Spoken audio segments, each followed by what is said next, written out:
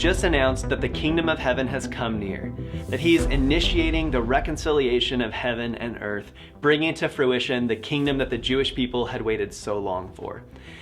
And Jesus begins his inauguration speech by saying, "Blessed are those who mourn and are persecuted." I imagine many of those listening to Jesus started looking around thinking, whoa, Jesus, this is not the kingdom we were hoping for. But it's exactly the kingdom that Jesus is inviting us into.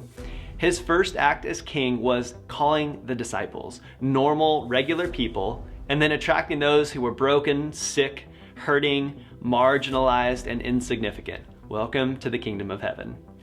So in this teaching of Jesus, we see him walk up on a mountainside, sit down, and to this crowd of poor, broken, hurting people, Jesus says that it's exactly their kind of people that the kingdom belongs to.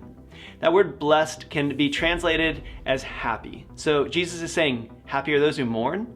This is the actually right side up kingdom of heaven, that it's exactly those who have been marginalized and forgotten, those who are poor and mourning, who realize their deep need for a Savior that Jesus has come to save.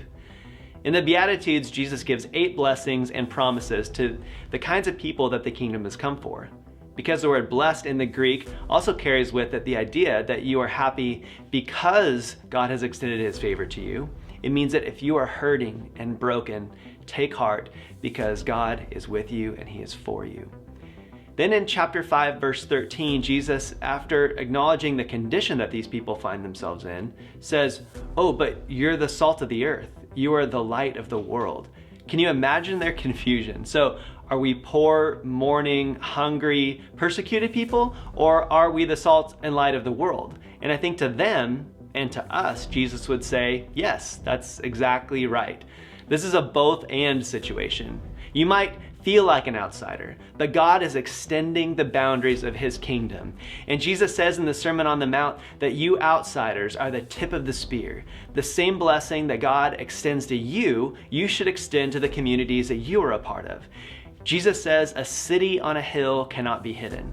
And we tend to read city but think church, but it doesn't say a church on a hill, it says a city on a hill. Jesus is calling us to operate differently within our communities in order to be a blessing to our communities, so that our cities shine with the favor of God. So when the world looks in on the church with all of our quirks and diversity and wonders how it's possible, we can point to Jesus and say, it's because of what he did for us. We loved because he first loved us, the poor, the weak, the marginalized, and the outsiders.